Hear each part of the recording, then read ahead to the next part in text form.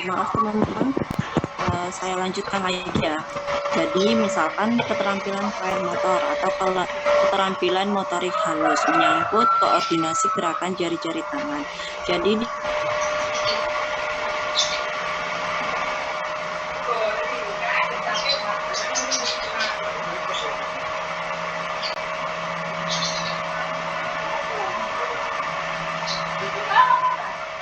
dijadikan bentuk, menempel gambar, kemudian mengikat tali sepatu, memindahkan manik-manik di antara satu wadah ke wadah yang lainnya, kemudian menyusun puzzle yang kalau puzzle-nya itu ada bolongan atau ada lubang-lubang, kemudian dapat menahan kertas dengan satu tangan, sementara tangan yang lain digunakan. Jadi semua aktivitas yang dapat diberikan atau kemudian aktivitas yang dapat diberikan kepada anak itu mereka semua dapat meningkatkan kemampuan atau mempertahankan. Jadi kebanyakan memang di usia 2 sampai 6 tahun itu mereka masih dalam fase bermain. Jadi pengenalan terkait aktivitas yang sangat sesuai dengan umurnya. Lanjut.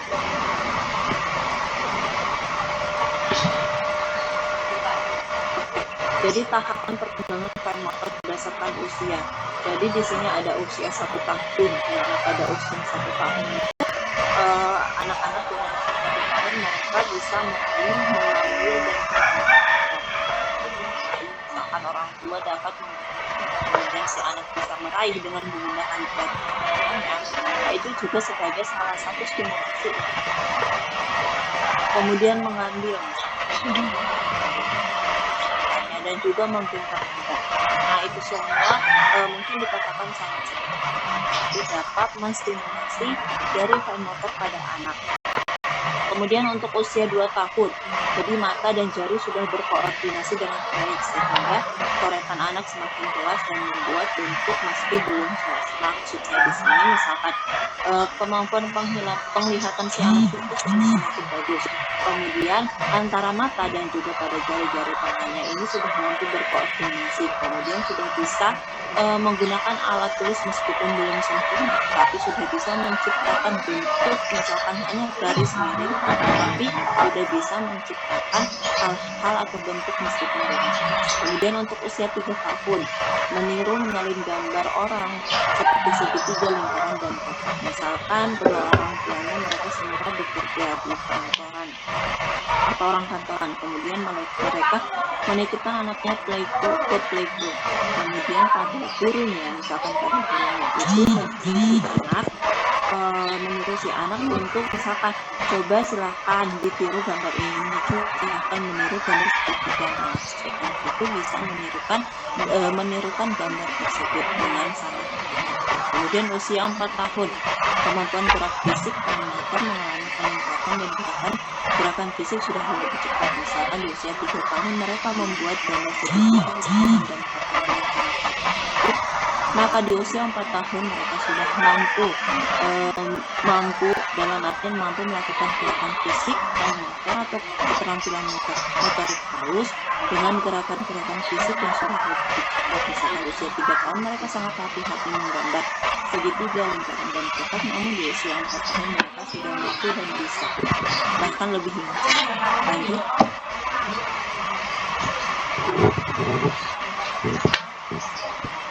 Nah, di sini usia 5 tahun, di mana pada usia 5 tahun itu kemampuan fine motor lebih sempurna.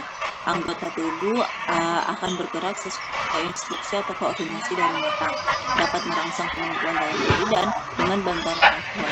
Misalkan anak-anak dengan usia 5 tahun, benda di depannya terdapat segitiga atau benda di depannya terdapat kotak atau bintang, mereka sudah mampu sudah mampu menggambar sesuai dengan instruksi apa yang disuruhkan oleh orang tua. Kemudian usia 6 tahun, akhir dari masa kanak-kanak, gerakan menjadi lebih sempurna dan menggunakan jari-jari untuk memegang, menggunakan alat tulis dengan benar, menggambar sesuai dengan tuan, menempel gambar. Nah, itu semua sudah bisa dilakukan di usia 6 tahun. Dimulai dari gerakan yang sangat simpel seperti menghidup. Karena kenapa? Karena di usia 6 tahun mereka sudah mampu atau sudah mahir dalam menggunakan jari-jari tangannya. atau dalam mampu menggunakan atau melakukan fine motor pada anaknya karena distimulasi sedari dini. Lanjut. Nah, jadi kita sebagai fisioterapis atau sebagai orang tua bagaimana sih untuk meningkatkan fine motor kepada anak? Nah, kita bisa menggunakan play terapi atau terapi bermain.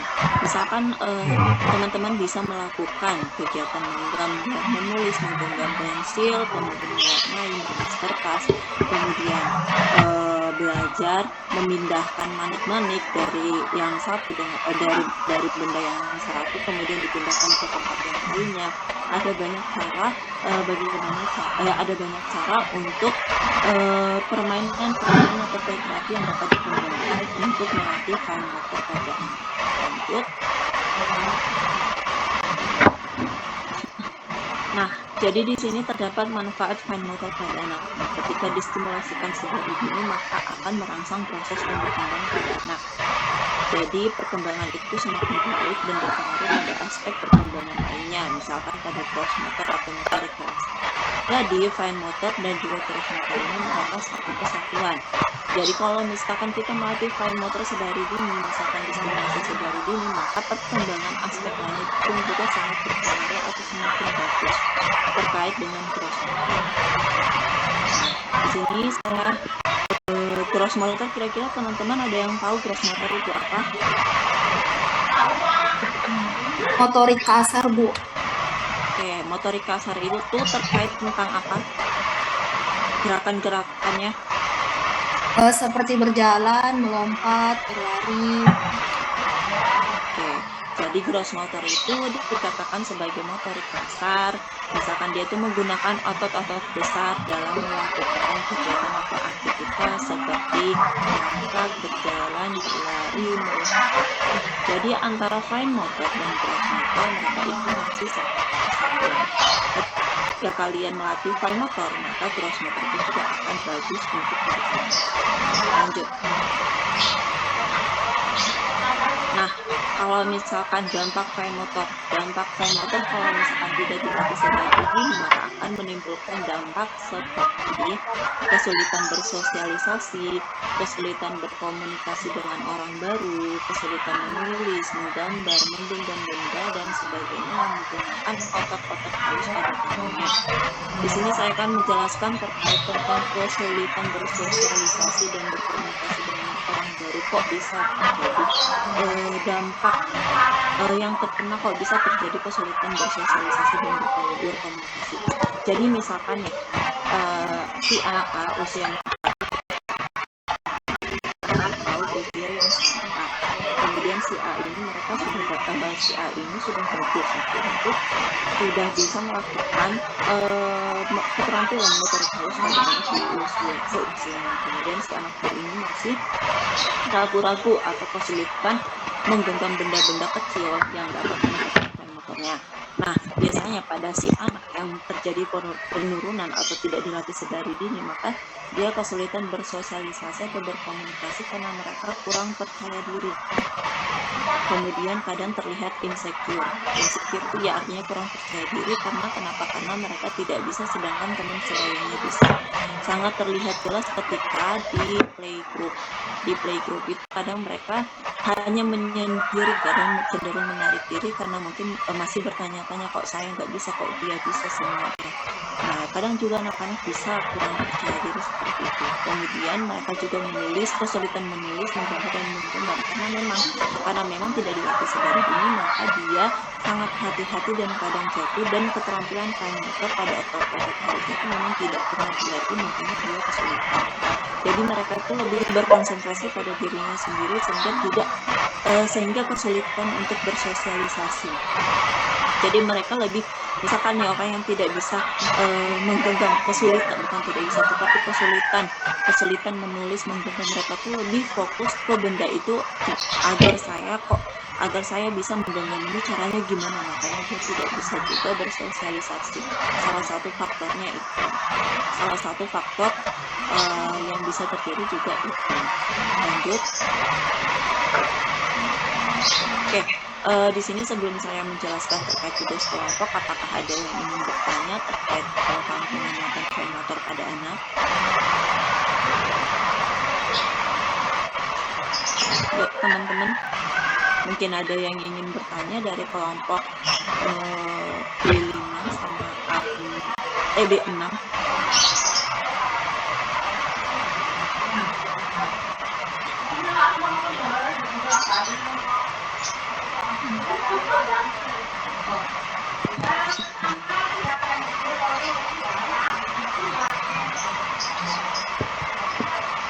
Yuk, yang lain apakah ada yang ingin bertanya?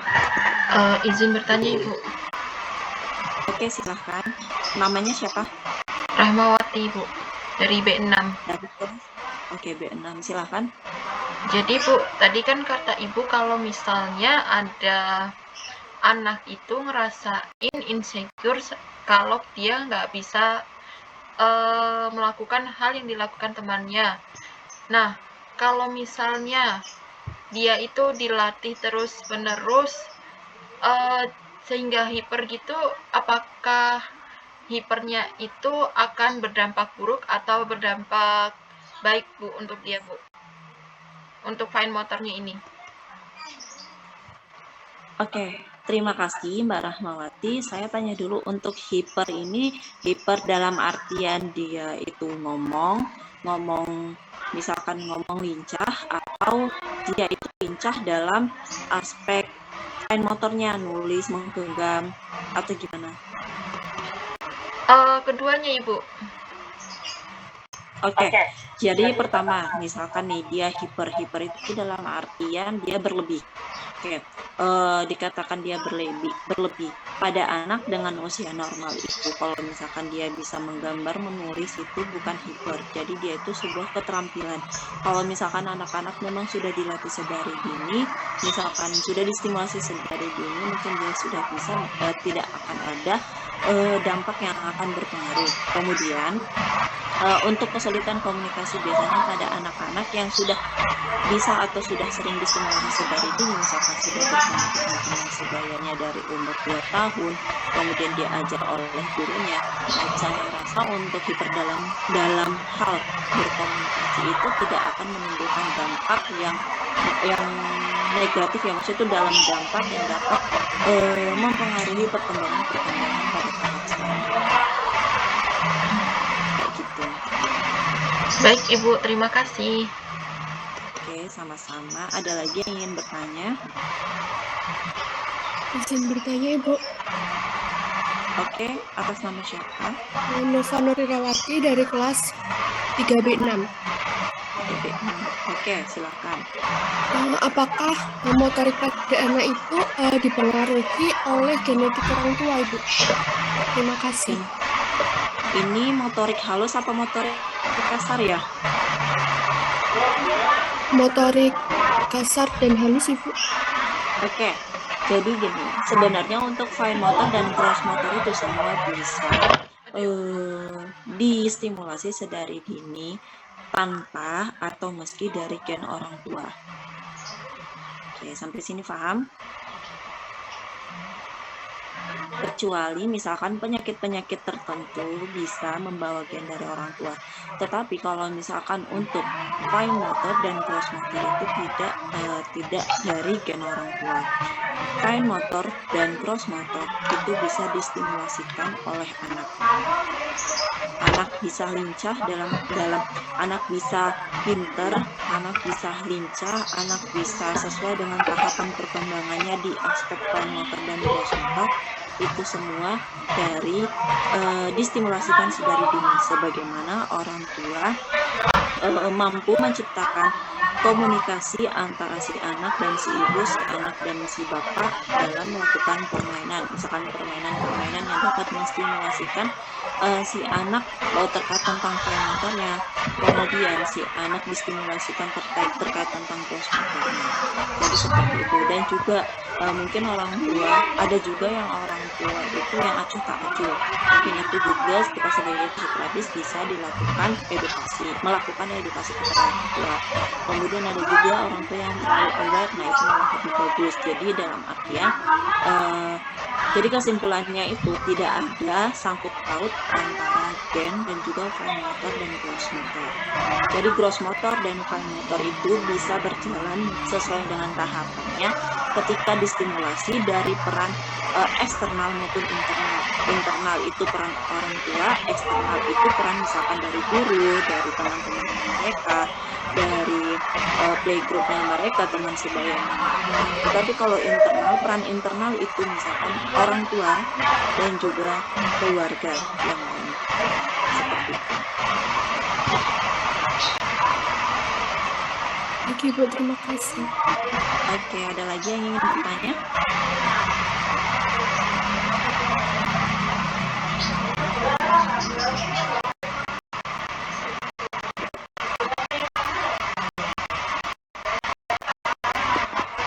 Baiklah, jika tidak ada yang ingin bertanya, saya akan menjelaskan terkait tugas kelompoknya. Teman-teman silakan dicatat kelas 3A5 dan 3B6 karena pada saat menjelang praktikum saya tidak akan menjelaskan 2 kali. Oke. Silakan dicatat dan didengarkan ya. Nah, yang pertama, silakan teman-teman kelas 3A5 dan kelas 3B6 mencari jurnal internasional berkaitan dengan keterlambatan perkembangan fine motor skill pada anak dan kelompok yang ditimbulkan. Kemudian juga mencari intervensi fisioterapi yang dapat diberikan untuk meningkatkan fine motor.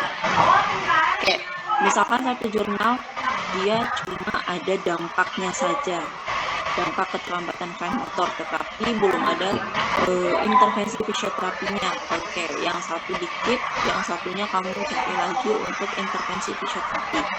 Jadi 2 jurnal pegangan pun juga tidak masalah. Yang penting ada dampak yang ditimbulkan dan ada intervensi fisioterapinya. Ini jurnal internasional, jadi 5 tahun terakhir berarti 2016 ya. Kemudian diresum dalam bentuk PowerPoint, kemudian dijelaskan saat praktikum. Setiap satu tutor terdiri dari 3 kelompok. Misalkan kelompok 3B5 ada 13 orang ya. Iya, Bu, 3A5 13 orang. Oke, misalkan kelas 3B5 ada 13 orang dibagi 3 kelompok kecil. Pada saat menjelaskan PowerPoint-nya semuanya kebagian. Tidak ada yang tidak. Nah, jurnalnya tidak boleh sama. Jadi silakan koordinasi karena kalian ada grup masing-masing, silakan koordinasi di situ. Jurnal ini sudah dipakai, jangan dipakai yang lain ya. Seperti itu. Kemudian teman-teman silahkan dijelaskan secara rinci terkait PowerPoint-nya. Jika teman-teman menjelaskan secara lengkap, maka saya tidak akan bertanya. Nanti teman-teman jika tidak menjelaskan secara rinci dan lengkap, saya akan bertanya. Praktikumnya lewat Zoom semua. Jadi silakan untuk para PJ membuat link Zoom untuk praktikum nanti. Sampai sini ada yang ingin bertanya? Menurut saya cukup, Bu. Tanya Ibu, Oke, silahkan. jika nanti tanpa sengaja, mungkin kan ada beberapa jurnal yang jadi sama dan satu acuan dari satu kelompok dan kelompok satunya lagi. Hanya beberapa saja yang sama, tapi tidak semuanya bisa digunakan. Apa itu termasuk dengan kita kerjasama antar kelompok, Bu? Oke, kalau boleh. Oke, terima kasih. Kalau boleh sebisa mungkin jurnalnya tidak ada yang sama antara satu kelompok yang lain dengan satu kelompok yang lain. Karena PowerPoint dan jurnalnya dikumpul 1 hari sebelum praktikum. Jadi saya akan ngecek satu-satu jurnalnya, saya akan mengecek satu-satu PowerPoint-nya. Dan jangan lupa untuk mekanisme, misalkan nih play terapi bisa meningkatkan fine motor pada anak. Saya akan bertanya, sebelum saya bertanya mekanisme kok bisa meningkatkan ini, silakan kalian menjelaskan. Misalkan kalian mengambil, ternyata dalam jurnal ini Bu, intervensi fisioterapi untuk meningkatkan fine motor adalah si X, misalkan permainan X. Karena kenapa? Mekanismenya bla bla bla bla bla bla sehingga meningkatkan fine motor ini. Jadi sebelum saya bertanya seperti itu, silahkan kalian menjelaskan. Kalau misalkan kalian sudah menjelaskan, saya tidak akan bertanya sama sekali dan dilanjut dengan kelompok yang lain.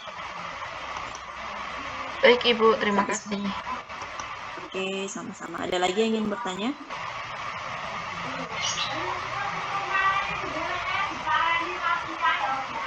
Yuk, yang lain? Aku izin bertanya, Oke, silahkan. untuk jurnalnya ini harus jurnal internasional atau jurnal Indonesia juga boleh, Bu? Oke, jurnalnya internasional. Dicatat internasional.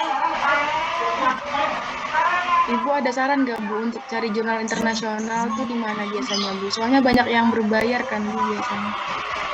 Oke, silakan cari di Google Scholar. Silakan searching sendiri gimana caranya untuk meretas jurnal-jurnal yang berbayar. Biasanya ada caranya. Oke, terima kasih, Bu. Oke, ada lagi?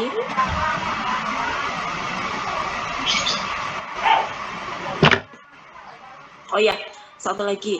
Jadi pembagian kelompoknya ini sesuai absen ya.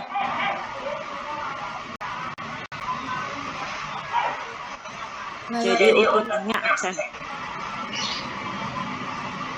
Oke, ada lagi yang ingin bertanya sebelum saya tutup skillet kita pada pagi hari ini, pada siang hari ini?